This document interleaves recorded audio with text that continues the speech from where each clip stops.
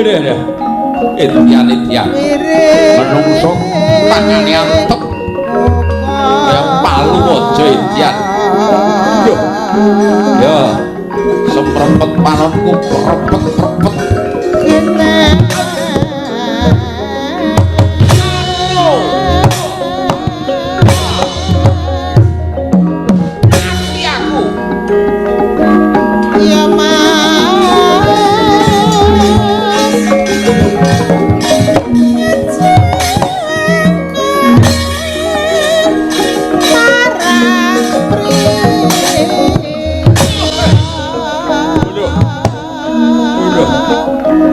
ya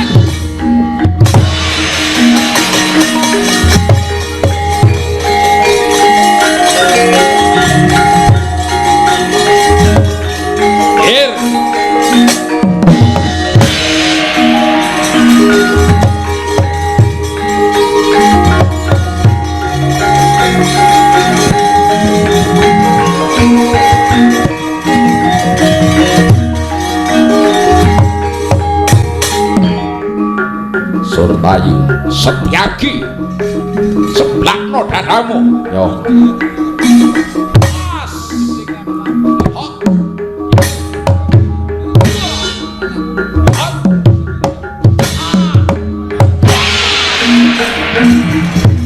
yo sur padamu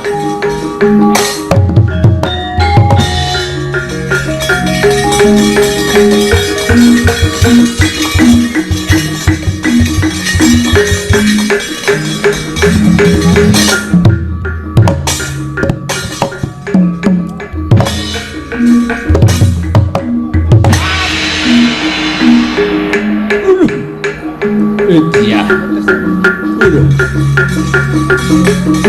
iki menungso kowe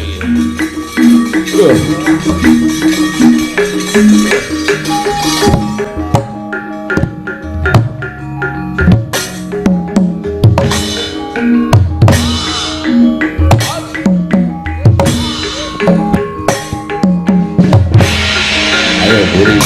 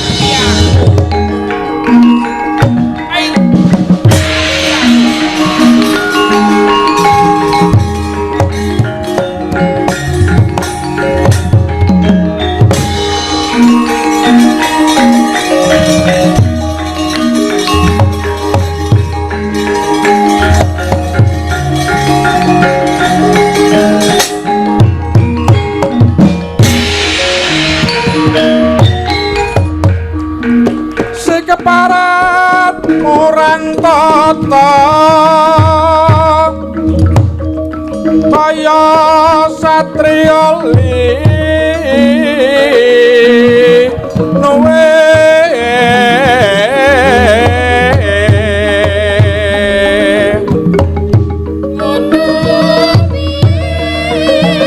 maju kepara ngarasa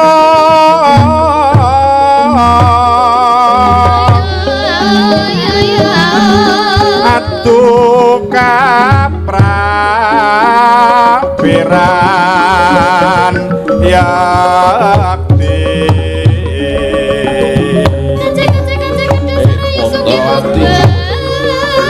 si keparat kang sakti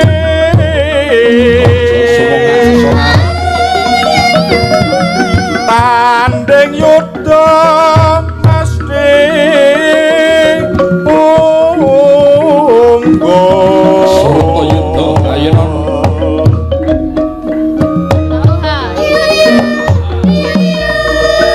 yento sira digdaya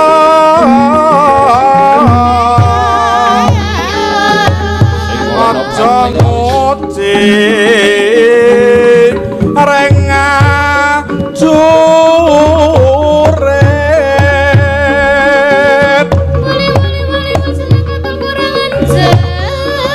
sekeparan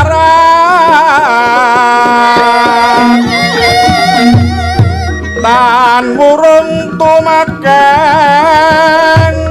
leno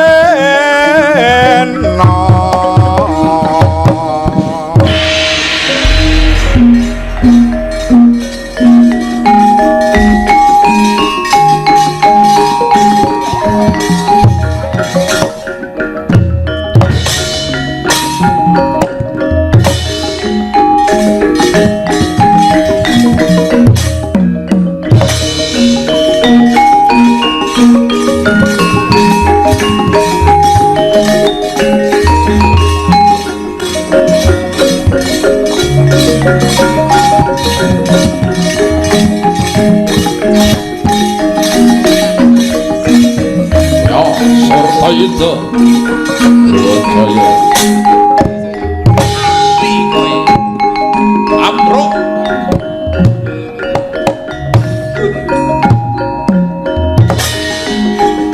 tak sirah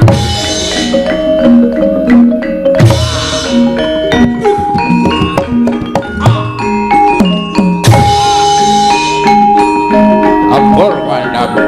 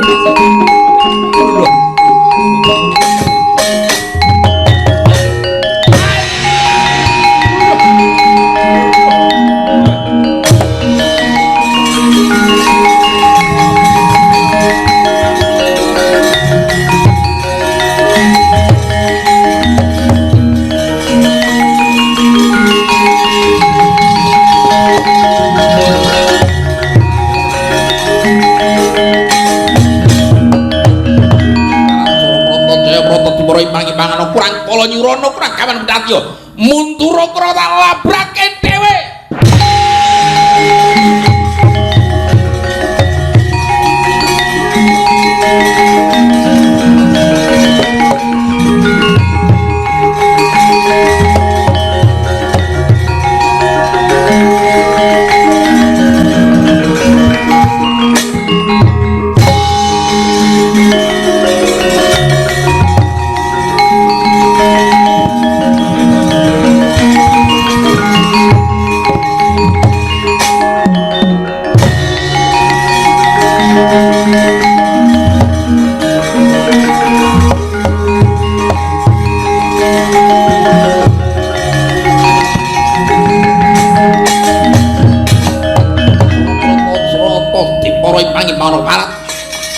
kowe bocah wingi sore wani nepak mbun-mbunane wong tuwa nglangkai pundak nyampar kuping Katut Kaca tak paling nek kena tak elingake kowe balya aturna marang para pepundhen ing negara Amarta yen dina iki rambine Permati kelawan Bratajaya tak wurungake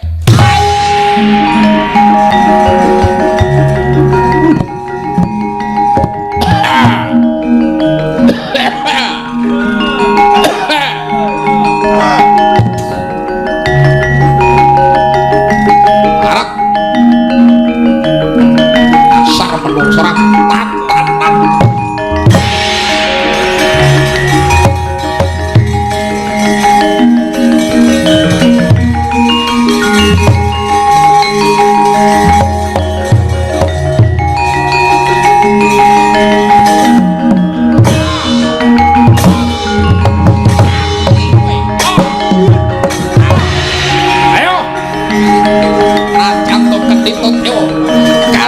Dewa Kendhikaya Kimanata Mantura Prabu Kala ora bakal dikrik urung salomba sayutama rasane niwiruni karing ati ayo ampian kaya cara rebutun kaya menjangan mati tintingot saweta iki para dewani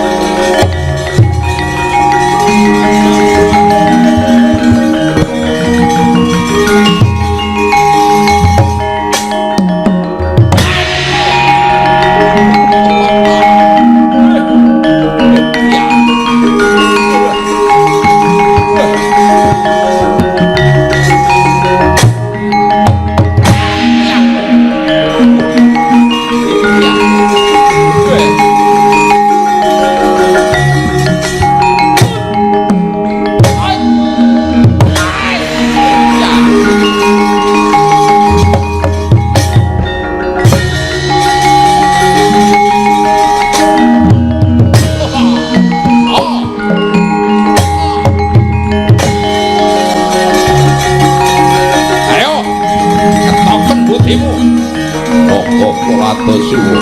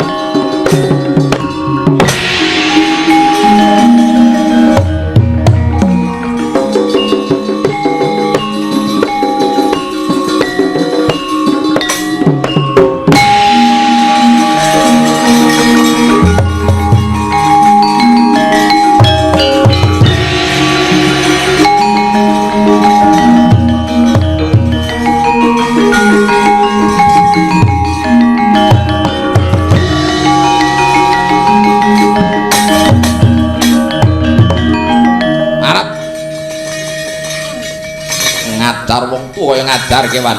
Yo. Kalah nom, kalah rusa. Gretel nenggala mbuh dadimu.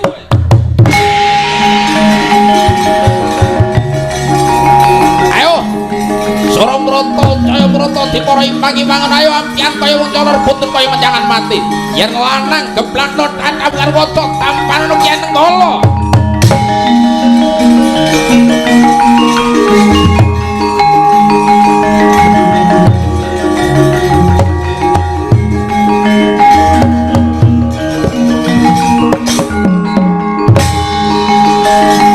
Koko Prabu mandheg rumiyin, sareh rumiyin Koko Prabu.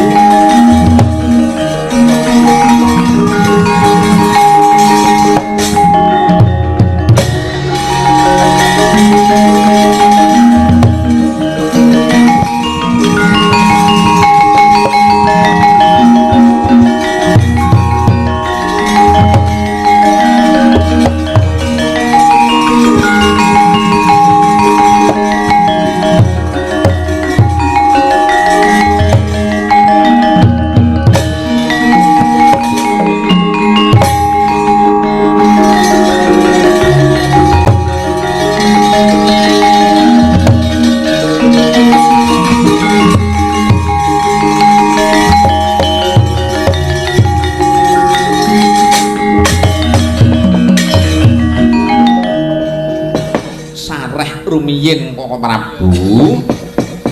Kaki Prabu karo Kaca sareh luwih dhisik. Piye Yai? Tepak mbun-bunane wong Mandura. Kados pundi wae dereng kawon. Iya aku ngerti. Gatut Kaca aku ngerti yen to iki bocah digdaya ora bakal kalah musul mak gedhe. Koko Prabu, iya ya aku urung kalah. Inggih, kula mangertos. Namung keparenga nyiram tirtaning kesabaran sampun ngantos nuruti brantaning ati kakung kebranang mawa kepanasen. Koko Prabu, paduka menika sampun sepuh mongko Gatotkaca menika taksih lare menanga ora kondang yen to kalah mengke damel wirang.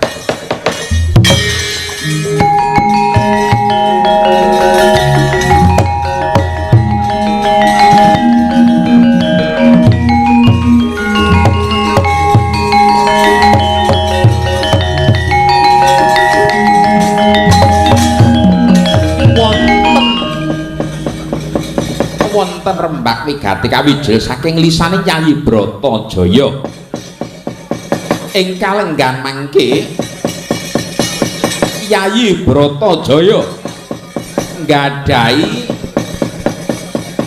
bebono sinten kewala mboten permadi mboten Burisrawa sembodo badhe amengku garwapun Bratajaya menawi to saged mujuti panyuwunanipun pun Bratajaya. Panyuwunane kathah Kyai Bratajaya apa ya? Tempuk dapuk ing temanten, panggira temanten. Bratajaya kepengin rinengga kayu klepu Dewa Ndaru. Jaya Ndaru debok swasa pupus cindhe parijata kencana menika repen saking kayangan. Bratajaya kepengin tontonan swarga gangsa Lokananta kang tinabuh para Gandharwa salajengipun nyuwun dipun wujuti bebana wujuding maesa ndanu pancal panggung sungu bungalan cacah 100 kawandasa. Salajengipun temanten kakung kedah nitih kreta kencana kinusiran dewa. Kinusiran dewa dening kerneting para Gandharwa sak ngajenging kreta kedah bineksan Wanara Seta Kaka Prabu.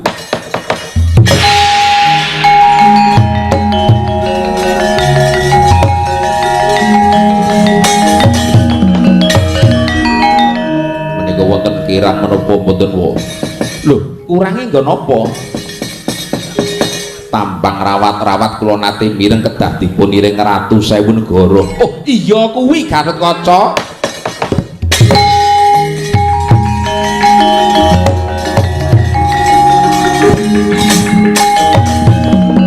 Yo. Yayi Kresna. Mandaraga kuwi negara sugih isih dikon sengkuyung. Negara Ngastina uga negara sugih sak prateloning jagat kasugihane. Mula kabeh panyuwunane Bratajaya kon ngentening Taman Panon Cinawi bakal tak wujuti Kresna.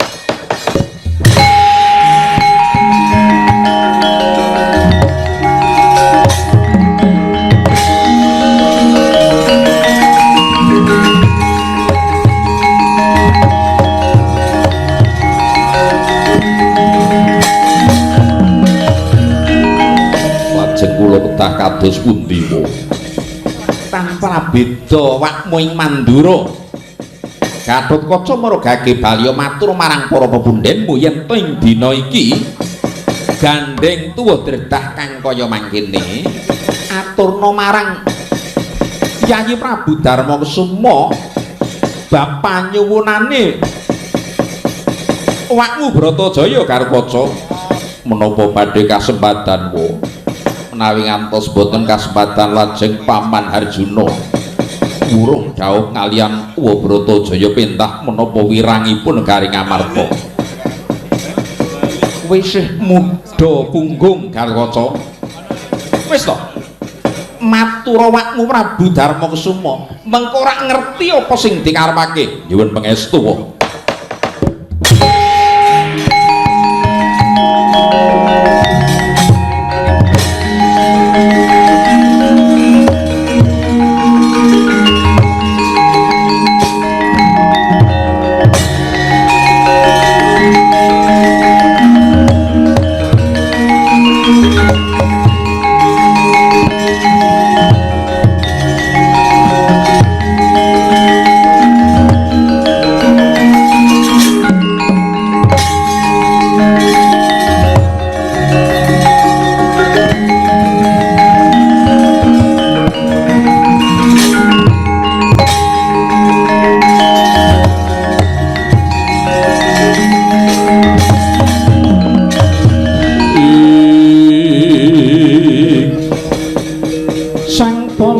Narapati miwahari Nareswara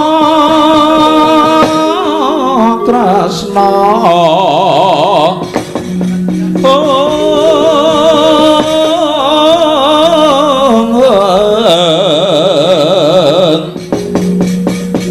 marang Sang Dyah Panon Cinawi kalangkung ing tresnanira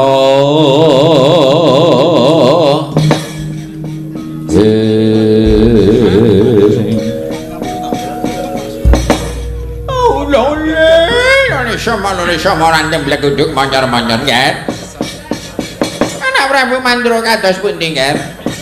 Paman Penebaning Sukolimo ing kalenggahan mangke panglamar saking negari Ngamarta sampun dipun tampik nanging penglamar saking Mandaraka ugi dereng dipun tampik. Lha kok ngaten nggih, Nger? Inggih. Jalaran kadang kula Yai Bratajaya nggadahi bebana. Sinten kemawon saged mengku garwa Yai Bratajaya menawi to saged hanjang kepit bebana lan panyuwunanipun kadang kula Yai Bratajaya. Panyuwunanipun menapa nggih Nger? Ampun bilih kula menika klungsung menawi saged udung nggih, Nger. Yai Bratajaya kepengin sasraning temanten mangke wujuding maesa ndanu pancal panggung sungu bungalan cacah 100 kawan dosa kayu klepu Dewa Daru Jaya Daru Debak swasa pupus cindhe Marijana Kencana tontonan swarga gongsa Lokananta ingkang maesi wanten widodari pengarep manten dewa saking kayangan manten kakung dipuniring Ratu Sewu Negara nitih kereta kencana kinusiran dewa kerneting Gandharwa dene sangajenging kereta kencana cucuk lampahing Wanara Seta ingkang dat mbeksa sak juru-juru lampahing temanten kados pundi mawon penebat menika kampil Nger, menika kampil bapakan panyuwunanipun Kang Rayi menika saged dipun wujuti najan to mboten asli nanging saged dipun wujuti dening negari Ngastina nggih Nger. Contonipun kados pundi mawon Pak? Lah ya wak ning gendel kepiye kok iso diwujud iki kepiye? Kereta kencana iki kereta saka negara Ngastina kae di Blanya Ilim terus diprodok grenjeng kuwi dadi kereta kencana. Kinusiran dewa aku kok iso macak dewa.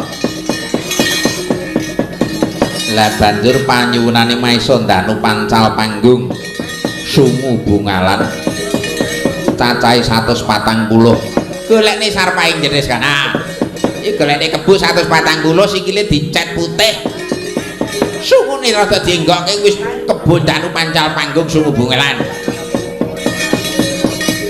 Lah banjur kayu klepu Dewa Daru Jaya Daru gedebok swasa pupus cindhe Marijana Kencana kuwi gaweke gambar mayange Mbah Mudin Paripan padha ae.